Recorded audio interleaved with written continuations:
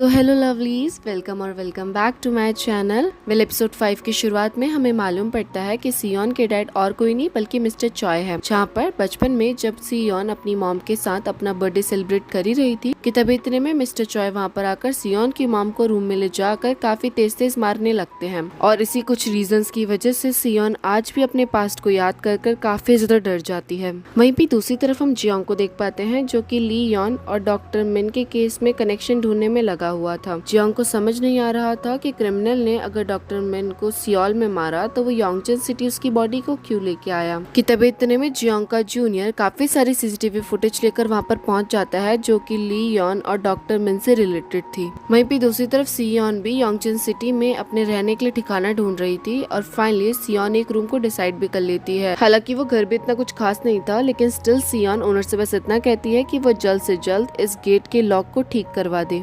वहीं पे scene cut होता है जिसके बाद नेक्स्ट सीन में हमें मालूम पड़ता है कि वो ओनर मिस्टर चॉय को भी जानती थी। वो लेडी मिस्टर चॉय से कहती है कि वो किसी आदमी को भिजवा कर उनके गेट के लॉक को ठीक करवा दे। फाइनली उन्हें एक कस्टमर मिल गई है उनके घर को रेंट पर लेने के लिए, जो कि फॉरेंसिक डिपार्टमेंट में काम करती है और आज ही सियोल से योंगचन सिटी शिफ्ट हुई है। और ये बात को सुन मिस्टर चॉय भी अचानक से रेडी हो जाते हैं उस लेडी की हेल्प करने के लिए। हालांकि मिस्टर चॉय को भी काफी सारा काम था। अब नेक्स्ट सीन में हम देखते हैं कि डिटेक्टिव्स डॉक्टर मिन की गर्लफ्रेंड के घर में पूछताछ करने के लिए गए हुए थे, जहाँ पर डॉक्टर मिन की गर्लफ्रेंड फूट फूट के रोने लगती है। वो डिटेक्टिव्स को बताती है कि डॉक्टर मिन और सियोंग की कभी भी नहीं बनती थी। डॉक्टर मिन काफी मेहनत करता लेकिन सियोंग हमेशा उससे काम छीन लेती। लेकिन इसके बावजूद भी क्राइम से एक दिन पहले मेरी डॉक्टर मिन से बात हुई थी जो कि उस टाइम पर काफी ज्यादा खुश था। डॉक्टर मिन ने मुझे बताया था कि फाइनली उसे वो केस मिल चुका है जिस केस के लिए वो काफी टाइम से सियोंग से लड़ने में लगा हुआ था। एक तरह से इनडायरेक्ट वे में डॉक्टर मिन की गर्लफ्रेंड डिटेक्टिव्स को यही बताना चाहती है कि हो ना हो डॉक्टर मिन को मारने के पीछे सियोन का हाथ है। वहीं पे डिटेक्टिव्स भी ये बात सुनकर थोड़ा सा शॉक्ड हो जाते हैं और उन्हें समझ नहीं आता कि वो किस तरह से जियोंग को इस बारे में बताए। वहीं पे दूसरी तरफ जियोंग सियोन को कॉल कर इन्फॉर्म करता है कि उसने नियर बाय हॉस्पिटल में सियोन के लिए सारी चीजें अरेंज करवा दी है। इसके साथ साथ जियोंग को जैसे ही मालूम पड़ता है कि सियोन योंगचन सिटी पहुंच चुकी है तो जियोंग सियोन से उसका एड्रेस पूछता है, लेकिन सियोंग जियोंग का बिना जवाब दिए कॉल को कट कर क्राइम लोकेशन में पहुंच जाती है और वहां पर पहुंचकर खुद को इमेजिन करने लगती है कि किस तरह से क्रिमिनल ने इस बॉडी को यहाँ पर डिस्कार्ड किया होगा। जिसके बाद एक बार फिर से हमें सियोंग का पास दिखाया जाता है जहाँ पर मिस्टर चॉय अपनी वाइफ को इतनी बुरी तरह से मारते हैं कि जब वो गेट ओपन करते हैं तो कमरा सिर्फ और सिर्फ खून से ही भरा हुआ था। इतना ही नहीं, जैसे सियोन नोटिस करती है कि उसके डैड उसकी ही तरफ बढ़ रहे हैं तो सियोन तुरंत ही गीला कपड़ा पकड़कर खून के दागों को साफ करने लगती है।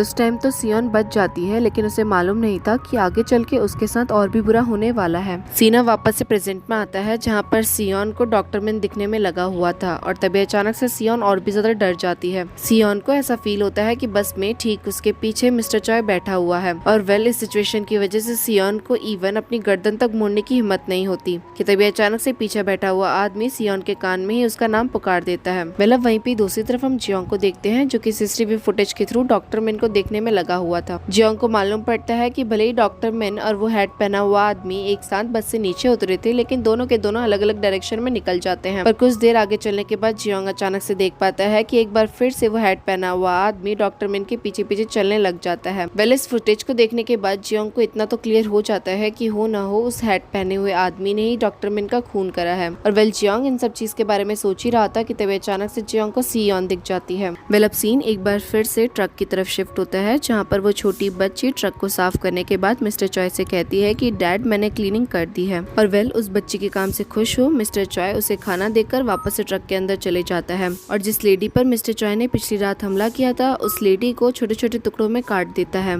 अब हम जियोंग को देख पाते हैं जो कि सियोन को ये बता रहा था कि डॉक्टर मिन और वो जिस बस में बैठे हुए थे ठीक उसी बस में एक ब्लैक हैट पहना हुआ आदमी भी मौजूद था। जहाँ पर सीसीटीवी फुटेज देखने के बाद उसे मालूम पड़ा है कि वो हैट पहना हुआ आदमी डॉक्टर मिन का ही कंटिन्यूअसली पीछा करने में लगा था। फुटेज देखकर सियोन थोड़ा सा तो अजीब फील करती है लेकिन इसके साथ साथ सियोंग से ये भी पूछती है कि क्या तुम उस क्रिमिनल को जानते हो, जहाँ पर जियोंग का जवाब ना होता है। लेकिन इसके साथ साथ जियोंग सियोन को ये भी बताता है कि हो ना हो वो क्रिमिनल योंगचन सिटी से ही बिलोंग करता है, क्योंकि जिस तरह से वो क्रिमिनल रूट चेंज करने के बाद भी वापस वापस से डॉक्टर मिन के ही रूट में पहुंच गया, यानी कि हो ना हो उसे यांगचेन सिटी का चप्पा चप्पा मालूम है। अब जब सियोन अपने घर की तरफ जा ही रही थी कि तभी अचानक से उसे रास्ते में एक डेड बॉडी मिलती है, जिसको काफी सारे पीसेस में कट करने के बाद थ्रेड की हेल्प के थ्रू जोड़ा गया था, जिस तरह से सियोन बचपन में अपनी डॉल को सिया करती थी। इतना ही नहीं, अचानक से सियोन को एक अननोन नंबर से कॉल आता है और कॉल पिक करने के बाद सियोन को मालूम पड़ता है कि ये पर्सन और कोई नहीं बल्कि उसका ही डैड मिस्टर चॉय है। मिस्टर चॉय की आवाज सुनकर सियोन एक पॉइंट पर तो काफी ज्यादा डर कर उस डेड बॉडी के बगल में ही बैठ जाती है, जिस पर मिस्टर चॉय सियोन से आगे से कहता है कि क्या हुआ, तुम मुझे पहचान नहीं पाई? बचपन में तुम मेरे साथ कितना ज्यादा मजा किया करती थी, लेकिन अब तुम काफी ज्यादा चेंज हो चुकी हो। मिस्टर चॉय की ये बात सुनकर सियोन भी ऐसा फील कर पाती है कि हो ना हो मिस्टर चॉय उसके ही आसपास मौजूद है, जिस चीज के थ्रू वो पता लगा पा रहा है कि सियोन काफी ज्यादा उसकी आवाज सुनकर डर गई है। मिस्टर चॉय आगे कहता है कि आज तुम्हारा बर्थडे है और इसी रीजन की वजह से मैंने तुम्हारे लिए एक प्रेजेंट भेजा हुआ है। जिसके बाद सियोन को अचानक से सूटकेस घसीटने की आवाज आती है और इस साउंड का पीछा करते हुए सियोन को वो सूटकेस मिल भी जाता है, जहाँ पर आसपास कोई भी मौजूद नहीं था, लेकिन हाँ उस सूटकेस के ऊपर वही खाना मौजूद था जो कि मिस्टर चॉय सियोन को बचपन में काम करवाने के बदले में दिया करते थे। जिसे देख अचानक से सियोन काफी गुस्से में आकर मिस्टर चॉय से कह देती है कि क्या तुम मुझे डराना चाहते हो? अगर तुम मुझसे बदला लेना चाहते हो तो लेकर देख लो, भले ही मैंने बचपन में वही सब किया जो तुमने मुझसे करने को कहा, बट अब बाजी पलट चुकी है, अब जो मैं कहूँगी वही तुम्हें करना पड़ेगा। अगर तुम्हें मुझ पर यकीन नहीं तो तुम मुझे कम्पीट करने की कोशिश कर सकते हो। और ऐसा कहने के बाद सियोन तुरंत ही कॉल कट करके सूटकेस पे रखे हुए खाने को जबरदस्ती खाने लगती है और इसी के साथ हमारा एपिसोड 5 का यहीं पे एंड होता है। एपिसोड 6 की शुरुआत में मिस्टर चॉय सियोन के बाल काफी छोटे छोटे कर रहे थे, जबकि सियोन को लंबे बाल पसंद थे, बिल्कुल ही अपनी मुंह बोली बहन इयोन सियो की तरह। पर मिस्टर चॉय सियोन की एक नहीं सुनते और सियोन के बाल काटने के बाद सियोन और इयोन सियो की साथ में एक फोटो क्लिक करते हैं। अब सीन वापस से प्रेजेंट में आता है, जहाँ पर डिटेक्टिव्स लोग क्राइम लोकेशन में पहुंच चुके थे।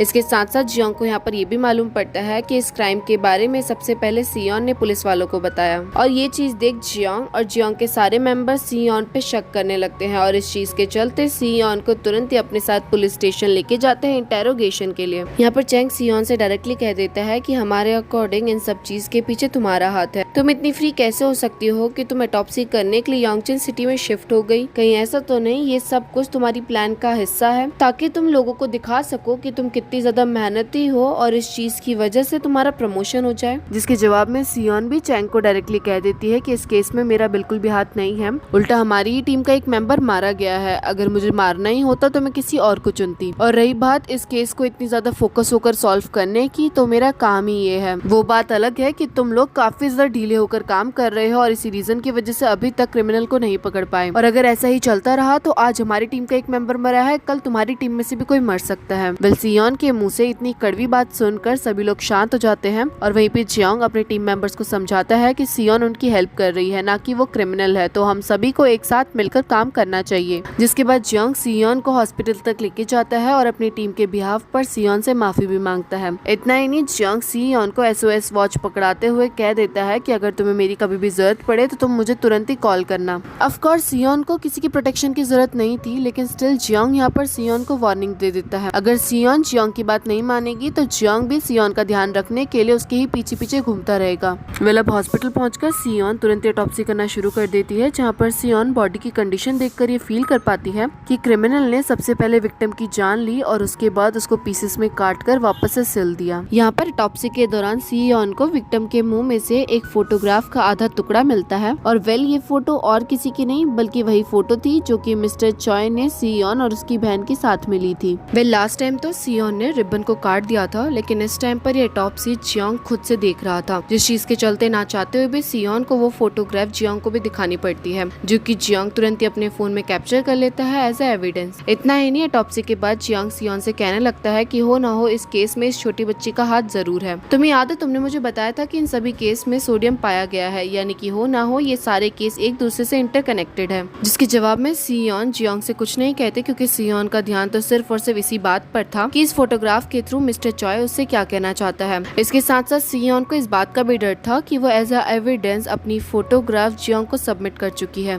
पर खैर जियोंग आगे कहता है कि क्या तुम्हें 1999 के केस के बारे में मालूम है? 1999 में जो हादसा हुआ था जहाँ पर क्रिमिनल ने विक्टिम की बॉडी को एक ड्रम के अंदर डाल दिया था, उस केस की सारी सिमिलैरिटी इन सभी केसों से मिलती है, एक्सेप्ट यहाँ पर थ्रेड का यूज हुआ है। तो कहीं ऐसा तो नहीं कि ये सारे क्राइम करने के पीछे उसी क्रिमिनल का हाथ हो? और वेल सियोन 1999 में हुए क्राइम को रिकॉल कर कर काफी ज्यादा अजीब फील करने लगती है, क्योंकि उसे उस केस के बारे में काफी अच्छे से मालूम है। जिस चीज के चलते सियोन चियोंग को बस इतना कहती है कि उसे इतनी जल्दी किसी भी चीज के ऊपर डिसीजन नहीं लेना चाहिए, उसे पहले केस को ढंग से ऑब्जर्व करना चाहिए। और ऐसा कहने के बाद सियोन अपने कैबिन में जाकर गुस्से में कपड़े चेंज करने लगती है, जहाँ पर सियोन को याद आता है कि बचपन में किस तरह से वो एक कमरे में कैद रहती थी, जो कि उसे खुद भी पसंद नहीं था। इसके साथ साथ यून सियो सियोंग को एक डॉल भी गिफ्ट करती है ताकि वो सियोंग से दोस्ती कर सके। नेक्स्ट सीन में सियोन की ओनर अपनी फ्रेंड के साथ ही डिस्कस करने में लगी थी कि हो ना हो सियोन अपने साथ एक बैड लक लेके आई है। उसके आने के बाद योंगचन सिटी में काफी सारे केसेस होने में लगे हैं। और वेल ये सारी की सारी डिस्कशन वो दोनों मिस्टर चॉय की शॉप के बाहर बैठकर करने में लगे हुए थे। वेल मिस्टर चॉय वही सुनसान इलाके में गया हुआ था जहाँ पर कई साल पहले उसने सियोन को एक छोटे से कमरे में बंद करके रखा हुआ था।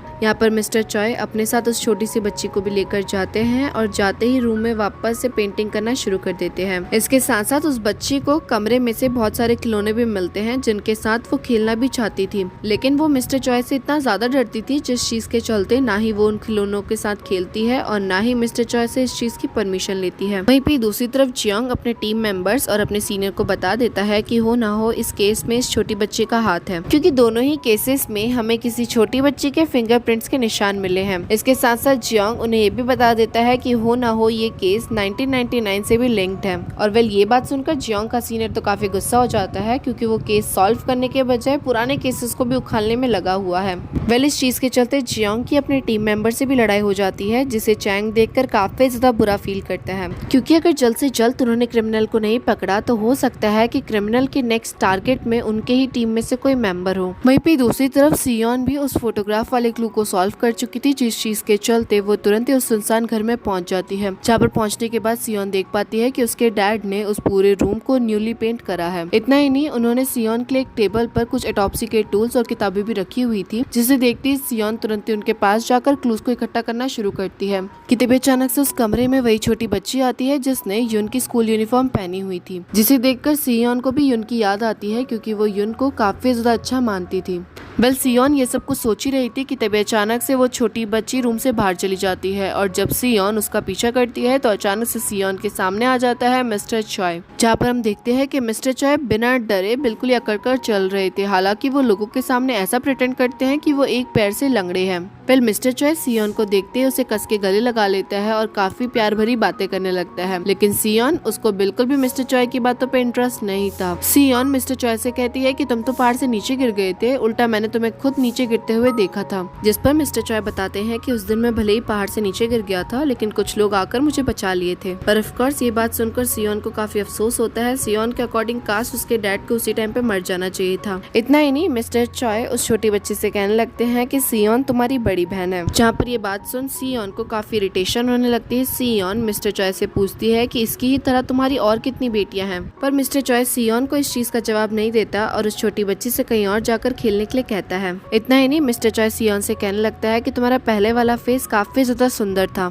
मेरे अकॉर्डिंग तुमने अपने नाक की सर्जरी करवाई है, लेकिन सच बोलो तो तुम्हारी पहले वाली नाक ज्यादा प्रीटी थी। यहाँ पे मिस्टर चॉय भले ही बकर बकर कर रहा था, लेकिन सियोन को मिस्टर चॉय की बातें सुनकर और भी ज्यादा इरिटेशन फील हो रही थी। इसके साथ साथ सियोन ये भी देख पाती है कि वो छोटी बच्ची मिट्टी में खेल तो रही थी, लेकिन इतनी बुरी तरह से उस गड्ढे को बना रही थी जैसे कि मानो वो किसी को दफना रही हो। और ये चीज देखकर सियोन को और भी ज्यादा बुरा लगने लगता है, क्योंकि उस बच्चे की उम्र अभी खेलने कूदने की है, ना कि ये सब काम करने की। जिस पर मिस्टर चॉय सियोन से कहता है कि इस बच्ची को ये सब काम करने में मजा आता है, जिस तरह से तुम्हें बचपन में खून से खेलने में आता था। इसके साथ साथ मिस्टर चॉय को भी सियोन के रूड बिहेवियर को देखकर काफी ज्यादा गुस्सा आ रहा था, जिस चीज के चलते मिस्टर चॉय सियोन से कहता है कि लगता है तुम सारे मैनर्स भूल चुकी हो, लेकिन कोई बात नहीं, मैं तुम्हें वापस से सारे मैनर्स सिखा दूंगा। वेल अपनी डैड की इतनी बकवास बातें सुनने के बाद सियोन का पारा काफी हाई हो जाता है और तुरंत ही सियोन अपने हाथ में मौजूद स्कैपल से अपने डैड के ऊपर अटैक कर देती है। वहीं पे दूसरी तरफ हम जियोंग को देखते हैं, जो कि 1999 में हुए केस को स्टडी कर रहा था। जियोंग को मालूम पड़ता है कि क्रिमिनल पकड़ा तो गया था, लेकिन लैक ऑफ एविडेंस की वजह से उसे 2 दिन के अंदर छोड़ दिया गया। इसके साथ साथ विक्टिम और कोई नहीं बल्कि क्रिमिनल की ही वाइफ थी और उस टाइम पर उनकी एक 9 साल की बच्ची थी, जो कि सेम टू सेम सियोन के बचपन वाली फोटो की तरह ही दिखती है। इसके साथ साथ वो स्केच आर्टिस्ट उस बच्चे की फोटो को देख उसका करंट फेस बनाने की कोशिश कर रहे थे। जहाँ पर स्केच कंप्लीट होने के बाद सभी लोग स्केच को देखते ही काफी ज्यादा शॉक्ड हो जाते हैं, स्पेशली जियोंग। वो लोग उस स्केच को देखकर ऐसा फील कर पाते हैं कि कि हो ना हो उन्होंने इस पर्सन को कहीं ना कहीं तो देखा है। पर जैसा कि मिस्टर चॉय ने नोटिस करा कि सियोन ने अपनी नोज की सर्जरी करवा रखी है, तो ठीक नोज की सर्जरी की वजह से ही कोई भी सियोन को अच्छे से नहीं पहचान पा रहा था।